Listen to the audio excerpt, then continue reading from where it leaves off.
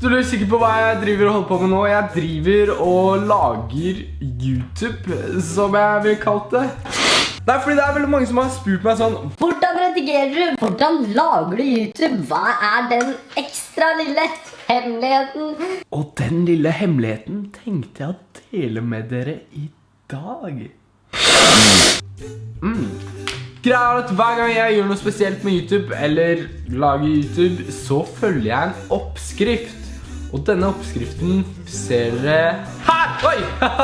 Hvis du ikke så den, sjekk link i beskrivelsen for å se hele oppskriften. Men jeg tenkte å gå gjennom noen steg i dag for min hemmelighet bak YouTube. Blunk, blunk. Ok, så den aller første ingrediensen jeg putter opp i YouTube-kassa, alt jeg på å si, er det å finne en idé. Men Herman, hvordan får du egentlig ideer? Ja, hvordan jeg finner en idé, det er noe annet.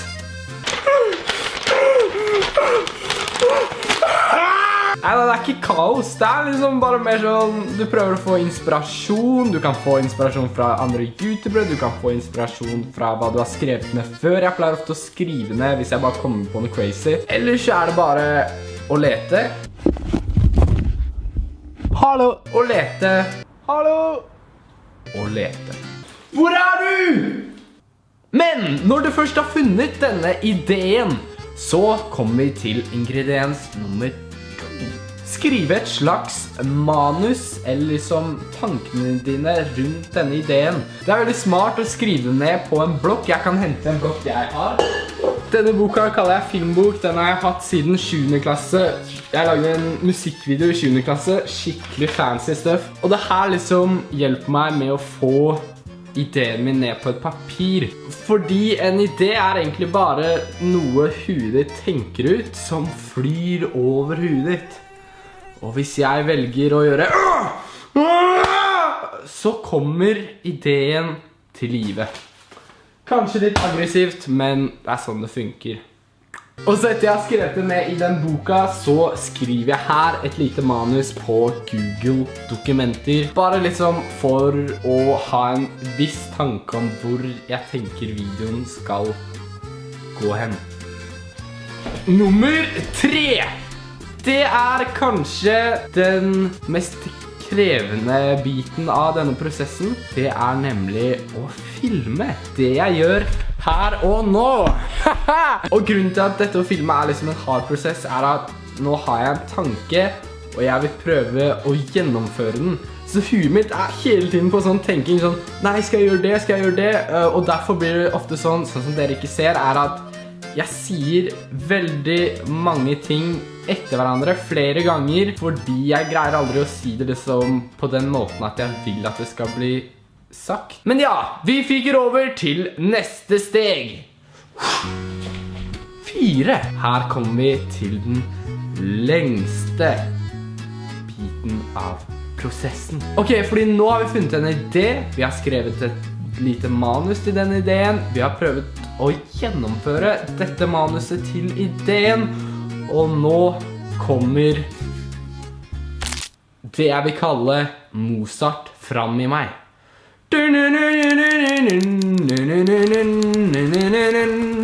Redigeringa. Dette er den største jobben, men også den morsomste jobben. Fordi jeg får liksom droppet saltet på videoen, hvis du skjønner hva jeg mener. Jeg kan sitte flere timer, men vi kommer til det 8. steget.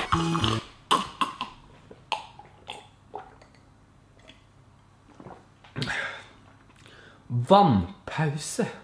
Jeg leste en gang i en artikkel at drikker du for mye vann, så kan du dø. Men etter drikkepausen er det tilbake til redigeringa.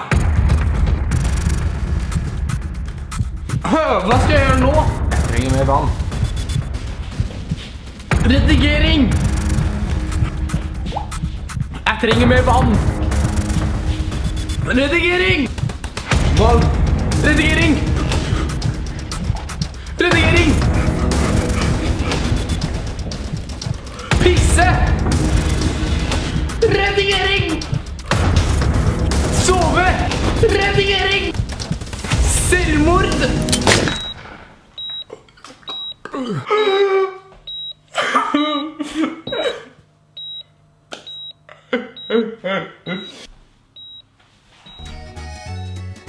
Se gjennom videoen som er redigert.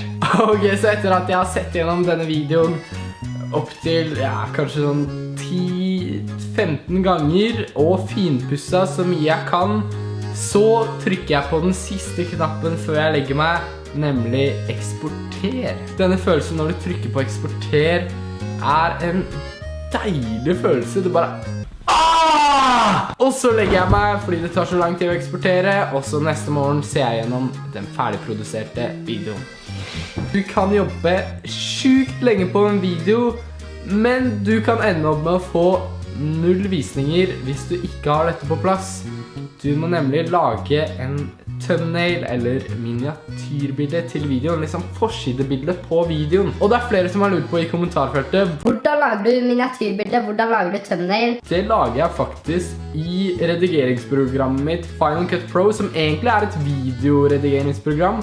Men jeg kan nok funksjoner i dette programmet til at det funker like så godt som bare et vanlig bilde-photoshop liksom. Og nå kommer vi til den siste ingrediensen. Nemlig det å laste opp videoen på internett.